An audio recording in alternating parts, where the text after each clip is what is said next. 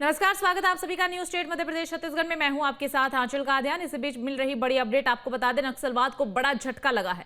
मुठभेड़ में मारा गया 1 करोड़ का इनामी नक्सली माडवी हिडमा के साथ पत्नी के मारे जाने की खबर भी मिल रही है। 1 करोड़ का इनामी था माडवी हिडमा। छत्तीसगढ़ आंध्र प्रदेश की सीमा पर जवानों का ऑपरेशन और इस दौरान नक्सलवाद को एक बड़ा झटका लगा है। कई नक्सली इस दौरान ढेर किए गए हैं। इसी बीच जानकारी ये मिल रही है कि 1 करोड़ का इनामी नक्सली माडवी हिडम्मा भी इस दौरान जो है वो ढेर हुआ।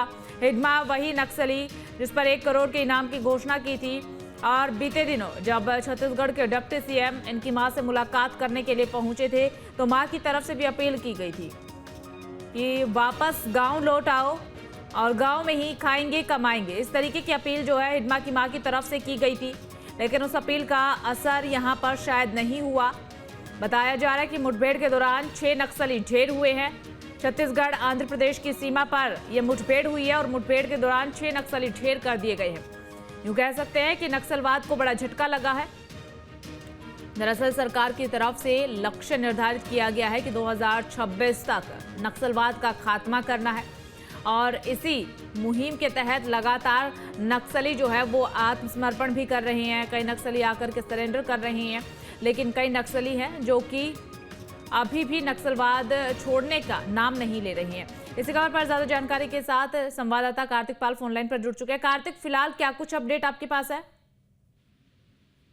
जी, आपको बता दें कि सुबह सुबह ये खबर निकल के आई कि आंध्र प्रदेश और छत्तीसगढ़ के सीमावर्ती इलाके में जो अर्रापुर के जंगलों में यह मुठभेड़ हुई है और इस मुठभेड़ में खूंखार नक्सली हिडमा के मारे जाने की खबर है और हिडमा के साथ साथ उनकी पत्नी राजे और के समेत 6 नक्सलियों के मारे जाने की खबर आई है। जी ठीक है कार्तिक, देखिए हिडमा वही नक्सली है जिसकी मां ने अभी थोड़े दिन पहले भी अपील की थी कि नक्सलवाद को छोड़ दो, गांव वापस लौटाओ, लेकिन उस अपील का कहीं असर यहां पर नहीं हुआ।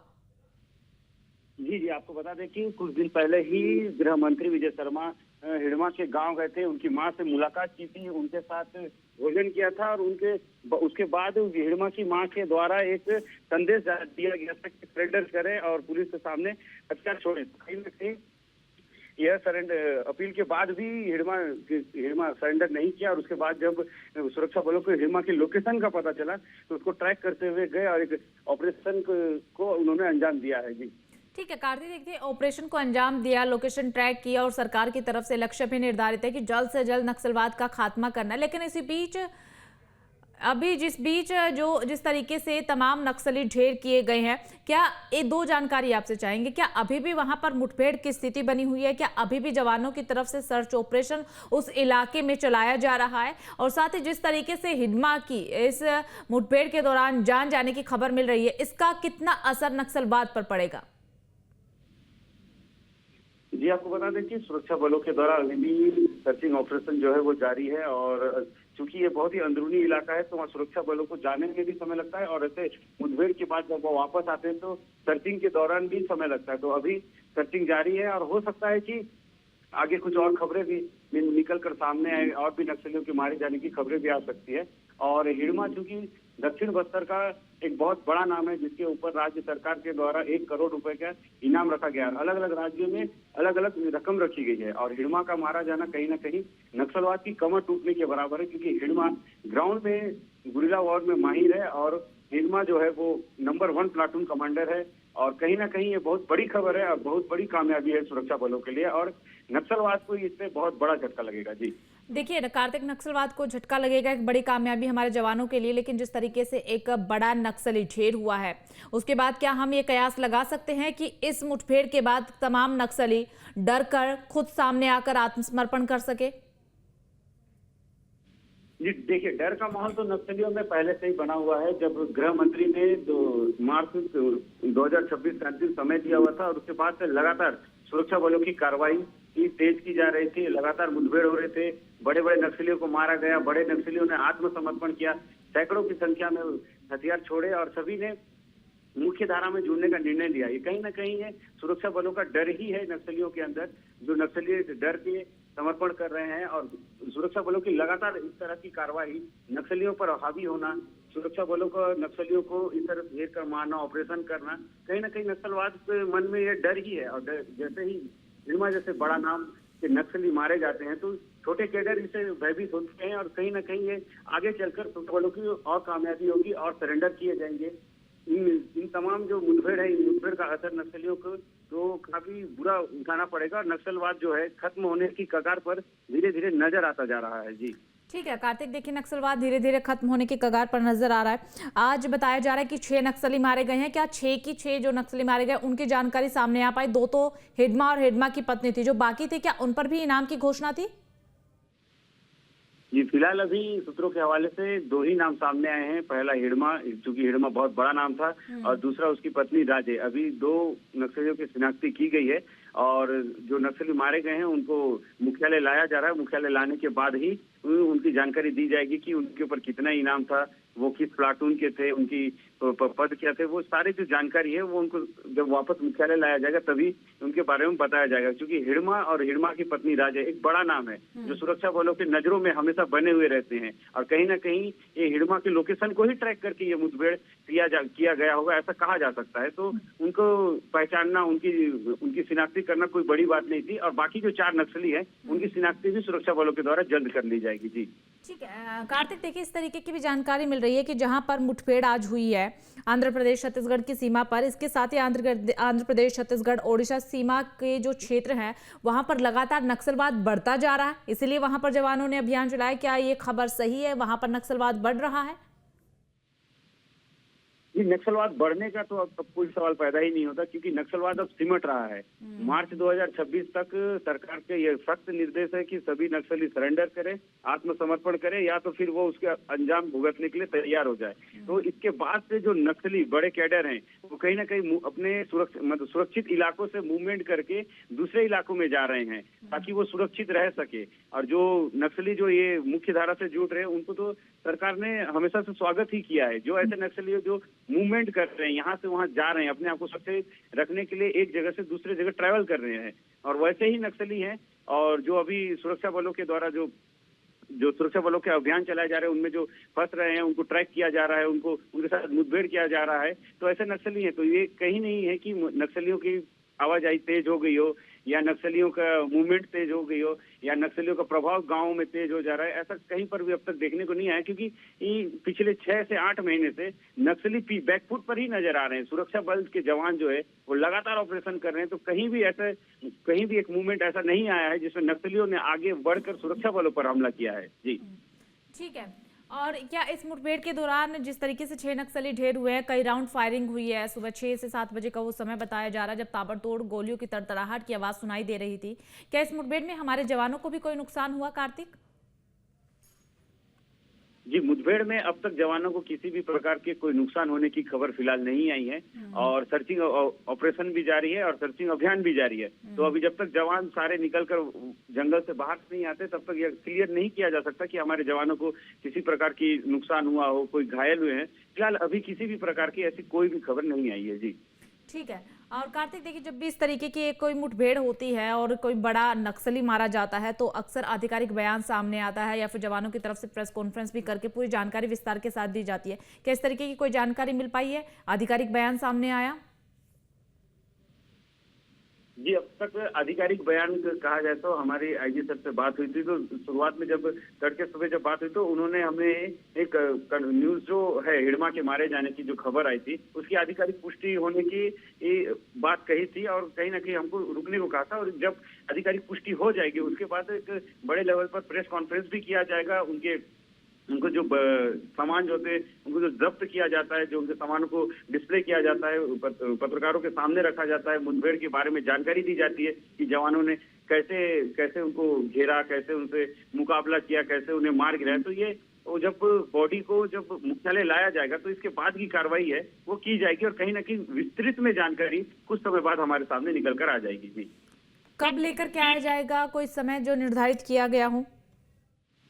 देखिए ये सुकमा के छत्तीसगढ़ और आंध्रा और उड़ीसा के बॉर्डर में अर्राबोर जो थाना है वो बहुत ही अंदर है। अर्राबोर जो गांव है, माफ करिए, वो बहुत ही अंदरूनी इलाका है। जंगलों से होते हुए जो हमारे जवान हैं उनको वहां तक पहुंचने में 1 दिन लगते हैं। अब वापसी का जो रास्ता है वो तय किया जाता है। उसके बाद सुरक्षा बरतते हुए, क्योंकि जवान ऐसे ही सीधे नहीं आ सकते डायरेक्ट, कहीं ना कहीं पेट्रोलिंग की जाती है, उसका आरोपी लगाया जाता है, उसके बाद जवानों को धीरे धीरे बाहर लाया जाता है। क्योंकि आपको बता दें कि इसके पहले भी एक ऐसा मुठभेड़ हुआ था और जवानों को लापरवाही से एक बहुत बड़ा हादसा हुआ था। तो कहीं ना कहीं सुरक्षा बल ऐसी कोई गलती नहीं करेंगे और जवानों को जल्द से जल्द बाहर लाने की वो काम कर रहे हैं। आरोपी लगाए जाएंगे, उसके बाद जिस रास्ते से उन्हें आना होगा, जो रास्ता तय किया जाएगा, वो जल्द से जल्द बाहर आएगा। हो सकता है कि अनुमान वो शाम तक वापस आ जाएं और हो सकता है वो दोपहर तक आ जाए। तो जैसे ही आएंगे इसके आगे की विस्तृत जानकारी हम आपको देंगे। जी ठीक है कार्तिक, देखिए जिस तरीके से लगातार अभियान जो है वो चलाए जा रहे हैं, हमारे जवान लगातार नक्सलवाद को खत्म करने की तरफ अग्रसर है। इसी बीच बीते दिनों जानकारी मिली थी कि नक्सली कमांडर बसव राजू मुठभेड़ के दौरान मारे गए। उसके बाद कमान जो है वो हिडमा को दी। हिडमा को कमान देने के बाद डिप्टी सीएम हिडमा की मां के पास पहुंचते हैं, अपील मां भी करती है, लेकिन हिडमा ने सरेंडर नहीं किया। अब हिडमा भी मारे गए हैं। 2 कमांडर जिनके हाथ में नक्सलवाद की कमान थी, दोनों ही मारे जा चुके हैं। तो यूं कह सकते हैं कि आधे से ज्यादा या फिर 70% नक्सलवाद का खात्मा हो चुका है। जी, अभी किसी भी प्रकार का ऐसा कहना जल्दबाजी हुआ कि 70% जो नक्सलवाद का खात्मा हो चुका है। हो सकता है ये 80% हो सकता है ये 50% है। तो इसको हम ऐसे जस्टिफाई नहीं कर सकते कि यह पहले से हो, लेकिन कहीं ना कहीं कमर टूटी है नक्सलवाद की। क्योंकि बड़े बड़े बसव राजू जैसे बड़े नक्सली लीडर है, उनका मारा जाना, समर्पण करना, सैकड़ों की संख्या में हथियार वापस जंगलों से बाहर आना, नक्सली समर्पण करना, ये कहीं ना कहीं बहुत बड़ी बात होती है। पहले आप देखे होंगे कि समर्पण जो होते थे वो नक्सली ही आते थे, उसमें हथियार नहीं आते थे। परंतु अब जो समर्पण हो रहे हैं उसमें बाकायदा सारे हथियार के साथ हो रहे हैं और हथियार भी कोई छोटे हथियार नहीं है, AK-47 SLR जैसे बड़े हथियार। तो इससे देखा जाता है कि वो बड़े कैडर है, जो बड़े कैडर जंगलों से वापस आ रहे हैं। तो कहीं ना कहीं जो निम्न और छोटे कैडर हैं या जो सीमित मात्रा में ही नक्सलवाद अभी है, और नक्सलवाद का जो खत्म करने का जो लक्ष्य सरकार के द्वारा रखा गया है, कहीं ना कहीं वो साकार होता हुआ नजर आ रहा है।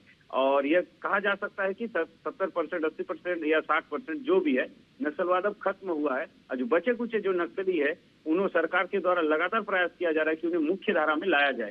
और यदि मुख्य धारा में वो नहीं, बड़ा कमांडर जब किसी टीम को कोई लीड कर रहा है और जब लीडर को ही चोट पहुंच जाती है, लीडर ही मारा जाता है, तो तमाम नक्सली खुद आकर के आत्मसमर्पण करते। ये हमने वो समय देखा है जब बसव राजू मारे गए थे और उसके बाद तमाम नक्सली सामने आए थे, उन्होंने आत्मसमर्पण किया। और जैसे कि आप भी जिक्र कर रहे हैं, वो तस्वीरें भी हमने देखी थी कि तमाम हथियार भी वो अपने साथ लेकर के आए थे।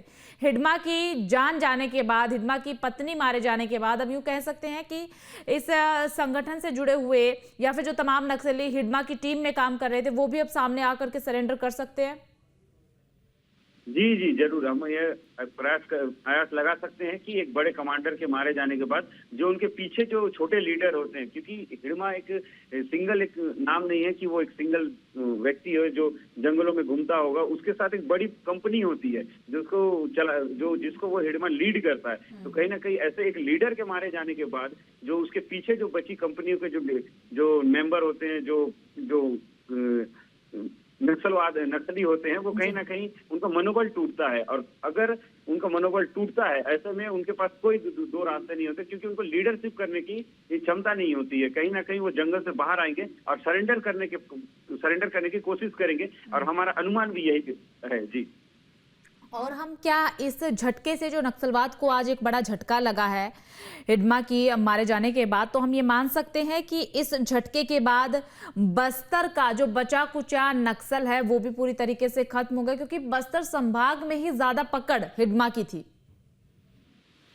जी, बस्तर संभाग को देखा जाए तो बस्तर संभाग में एक बहुत बड़ा नाम हिडमा था, और हिडमा के मारे जाने के बाद कहीं ना कहीं ये बहुत बड़ा नुकसान है। और बस्तर संभाग से हिडमा जो इतना बड़ा नक्सली है, उसके बराबर मुकाबले में अभी फिलहाल और कोई नक्सली नजर नहीं आता। तो हिडमा जैसे लीडर के मारे जाने के बाद कहीं ना कहीं ये देखा जाएगा कि नक्सलियों की कमर टूटेगी और नक्सली कमजोर होंगे सुरक्षा बलों के सामने। और उनके सामने अब 2 ही रास्ते हैं, या तो वो आत्मसमर्पण करे या वो जंगलों में मारे जाएं। जी ठीक है कार्तिक, और देखिए हिडमा पर कितने नक्सली वारदातों को अंजाम देने का आरोप था, क्योंकि 2010 से वो लगातार सक्रिय था। 2010 से 13 के बीच का जो आंकड़ा फिलहाल हम देख पा रहे हैं, उसमें उसने कई वारदातों को अंजाम दिया।